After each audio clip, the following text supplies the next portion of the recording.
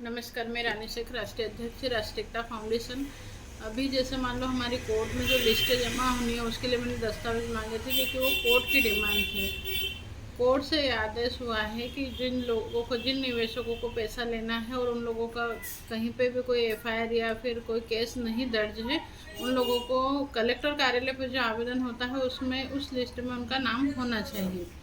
अब हम लोगों ने जैसे जो दस्तावेज कोर्ट से मांगे गए थे वो सारे दस्तावेज को कोर्ट में कलेक्टर कार्यालय पे जमा करने के लिए कैंप की अनुमति की प्लानिंग की थी। अब जैसे कई लोगों को ये था कि भाई निवेशक हमें आधार कार्ड, पैन कार्ड और डिटेल्स नहीं दे रहे हैं।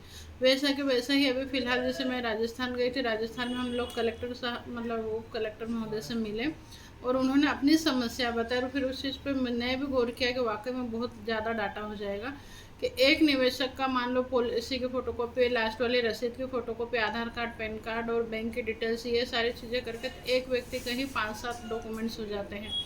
तो जब हजारों लाखों की संख्या में ये सारी चीज़ें जाती हैं तो बंडल और बंडल हो जाएंगे।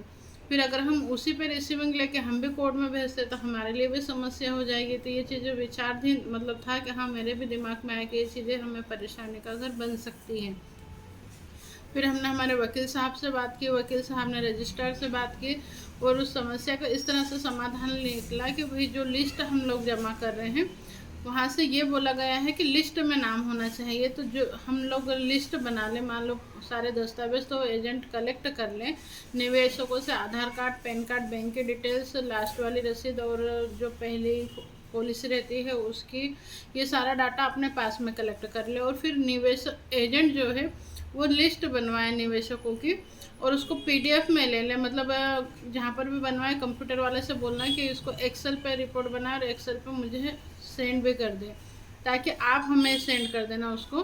फिर वो जो लिस्ट रहती है उस लिस्ट पे आप प्रिंट आउट निकला लीजिएगा, प्रिंट आउट निकला के अपने निवेशकों से हस्ताक्षर भी करवा लीजिएगा। वो जो लिस्ट रहेगी उसी को हम कलेक्टर कार्यालय पे जमा कर देंगे और कलेक्टर कार्यालय की रिसीविंग लेके हम लोग कोर्ट में पेश कर देंगे। क्योंकि जो चीज़ हम कोर्ट में पेश करेंगे, कोर्ट से आदेश कलेक्टर को होंगे, फिर वही लिस्ट कलेक्टर को भी ऊपर पेश करनी रहेगी।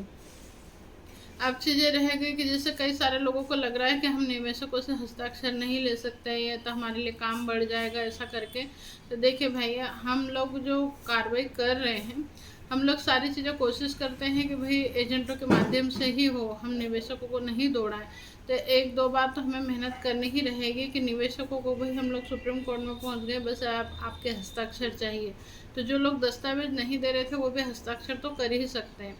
तो आप ये प्रिंट आउट बना ले, प्रिंट आउट बना के उनसे हस्ताक्षर ले लो और अगर मान लो उनको हस्ताक्षर वहाँ पे करने में प्रॉब्लम है तो आप उनसे बोल सकते हैं भाई कलेक्टर कार्यालय पे दस्तावेज जमा हो रहे, आप लोग कलेक्टर कार्यालय हमारे साथ चलो और वहाँ पे हस्ताक्षर कर देना, तब तो वो कर देंगे। ये थोड़ा सा कठिन काम मतलब आपको कठिन लग रहा है, वैसे तो ये करना बहुत ज़रूरी है। देखिए, हम लोग सोचते हैं कि हमसे ये नहीं हो रहा है और हम लोग पीड़ित हैं, परेशान हैं, पर हम जब कोर्ट में जाते हैं, आप लोग देखते होंगे ना कई सारे मैटर में, जैसे मान लो एक उदाहरण दे रही हूँ कि रेप पीड़िता रहती हो तो खुद ही परेशान है ना, कितनी परेशान, हमसे तो कई ज़्यादा परेशान है ना। पर उससे भी इतने क्रॉस क्वेश्चन होते हैं, इतना ज़्यादा प्रोसेस गुजरना पड़ता है कि उसमें जो असली है तो वही टिके रहेंगे, अगर मान लो छोटे मोटे हो तो बाहर हो जाते हैं। तो वैसे ही चीज़ें हैं कि मान लो हम लोग जो पैसा लेने जा रहे हैं तो हमें लग रहा है कि ये कोड हमारे साथ में जाति कर रहा है, संगठन हमारे से क्यों करवा रहा है, हमसे तो नहीं हो रहा है, पर हमें करना पड़ेगा। जब हम ये सारी चीज़ें करके कोर्ट जाएंगे तभी तो कोर्ट को लगेगा कि नहीं, ये लोग लड़ते हुए जब यहाँ तक टिके हैं तो इनके लिए पक्ष में ही फैसला होना चाहिए। तो हमारे ऑर्डर पिछली बार ही होने वाले थे, पर उसमें फिर यही निवेशकों की लिस्ट मांगी गई थी और वो जो लिस्ट हमने दी थी उसमें निवेशकों के हस्ताक्षर नहीं थे, ना हस्ताक्षर थे ना आधार की डिटेल्स थी। ऐसे तो मान लो हम लोग लिस्ट मेरे नाम का कोई भी कहीं पे भी दे सकता है या किसी और का भी दे सकता है, पर हस्ताक्षर, आधार और ये जो आईडी प्रूफ रहता है इससे प्रूफ होता है कि हाँ, ये व्यक्ति ने ही आवेदन किया है और इसको पता है कि हाँ, मेरा पैसा डूबा हुआ तो लेना है। तो आप लोगों से निवेदन है, अभी जैसे मान लो हमारा अहमदनगर में 26 से लेके तो 30 तारीख तक के लिए कैंप लगा हुआ है। कोर्ट से संबंधित दस्तावेज जमा करने का ये हमारा पहला कैंप है। बाकी जगह हम लोगों ने कैंप की अनुमति ले रखी है पर अभी कैंप नहीं लगवाए हैं। तो ये चीज़ें जो है ये पहली जगह जहाँ पर भी हो रही है उसी से हम लोग बहुत सारी चीज़ें सीखने को मिलेगी और अन्य चीज़ों, अन्य कैंपों में हम उसका सुधार कर सकेंगे। तो BNP real estate, KBCL, BNG global India limited, GN, ये सभी कंपनियों में ये सारी चीज़ें चाहिएगी। लिस्ट का फॉर्मेट में पहले ग्रुप में डाल चुकी थी, अभी फिर बता रही हूँ कि क्रमांक, नाम, पिता या पति के नाम के साथ में नाम चाहिए, प्लस में एड्रेस चाहिए, फिर पॉलिसी के सर्टिफिकेट नंबर चाहिए, कितना पैसा जमा है वो होना चाहिए। अब आधार कार्ड, पैन कार्ड, बैंक की डिटेल्स, हस्ताक्षर और मोबाइल नंबर, ये कॉलम आप लोग बना लीजिएगा और उस पर हस्ताक्षर करवा के ही जमा करेंगे तो हो जाएगा। और अपने निवेशकों से आधार कार्ड, पैन कार्ड, बैंक की डिटेल्स और पॉलिसी की फ़ोटोकॉपी, लास्ट वाली रसीद की फ़ोटोकॉपी आप अपने पास कलेक्ट करके रखिएगा। कभी भी मान लो ऑर्डर होते हैं कलेक्टर कार्यालय से या कोर्ट से, तो वो आपको देना आसान हो जाएगा। तो हर एजेंट ये तो कर ही सकते हैं।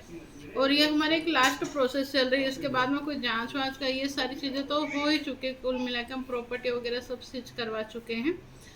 तो ये मैं मैसेज बना के कल डाल चुकी थी, बाकी समझ में किसी को नहीं आ रहा था, इसलिए मैंने वीडियो बना के डाली।